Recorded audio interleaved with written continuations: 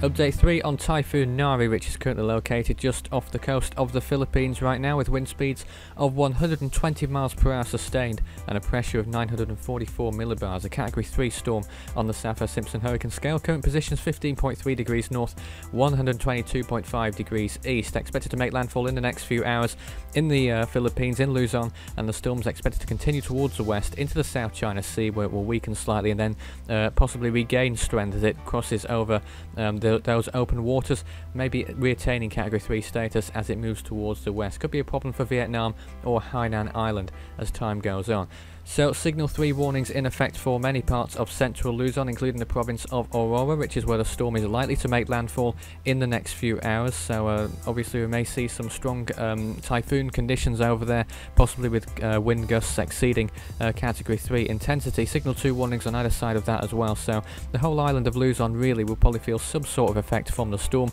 And this graphic here shows, highlighted in orange first of all, tropical storm conditions expected in the next 24 hours, and then highlighted in red there, typhoon conditions possible in the next 24 hours in that region. And not to mention, of course, heavy rainfall, which may cause some flooding along that central area of Luzon. Some of it is mountainous, of course, so we may see some flooding occurring and landslides possibly as well. We'll see how that one goes. Sea surface temperatures right now are fairly high, around 29 to 30 degrees around the Philippine Islands at the moment, so certainly warm enough for development on either side of the land interaction that will be occurring over there. Indeed, it's just intensified a little bit more to reach 120 mile per hour winds just near the landfall zone. But the CMC model then right now has changed its tack a little bit, having the storm stalling a little bit just off the eastern coast of Hainan Island in China. That's where the storm's likely to make landfall according to the CMC model. The GFS disagrees, taking the storm on a pretty direct westerly route, pretty much directly into Vietnam,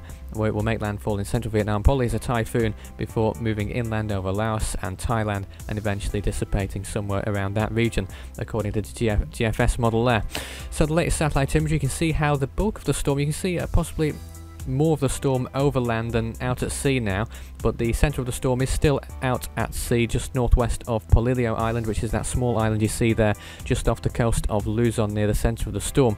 You can certainly see at the moment though, especially on this imagery here, this infrared imagery, you can see most of the heaviest of the rainfall is still offshore right now, all that white areas, some intense rainfall and thunderstorms occurring at the moment, and that's likely, obviously you can see how it's moving towards land at the moment, and in the next few hours we'll probably see the worst conditions coming ashore along the eastern coast of Luzon in the Philippines. You can see here as well that white and black zone showing very intense rainfall or thunderstorm activity towards the west and south of the storm at the moment.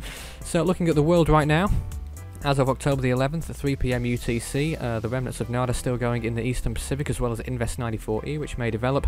Invest 98L may also develop in the Atlantic. We have Cyclone Phelan, which has just reached Category 5 intensity on its way to India. And of course we have the two storms in the Pacific Ocean right now, Typhoon Nari making landfall in the Philippines, and Tropical Storm Wifa, which may become a typhoon in the next 12 hours or so as it moves towards the northwest out to sea, at least for the time being, but that may be also a distant threat to Japan.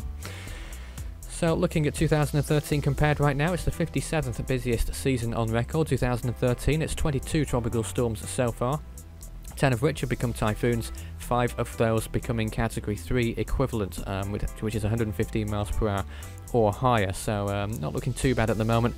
Level with quite a few seasons, 2008, 2009 being recent examples, and higher than 2011 now by a little way as well.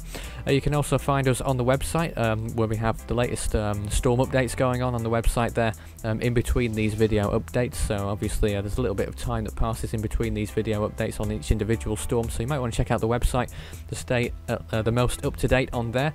The main page for it is force13.com/stormtracking.html. You're presented with the overview map showing where all the storms are around the world, including invest and post-tropical storms, with tables at the top and bottom showing their intensities and indeed any warnings that are currently in effect. Obviously we have Signal 1, 2 and 3 warnings in effect for the Philippines at the moment, mainly in Luzon, but also over parts of the Visayas as well, I believe, the Visayas region.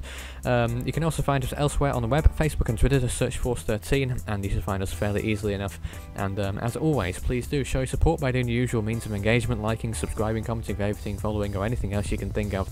And if you have any comments or suggestions or anything like that, or questions, for the YouTube channel or whatever, just send in a comment underneath this video or by private message if you so wish, and I'll get back to you in due course. The next update on this storm will probably come at around 3 PM UTC or maybe even 3 AM UTC tonight, but can't guarantee that. So the next guaranteed update will be 3 PM UTC on Saturday the 12th of October 2013, but until then that's all for now, and stay safe out there.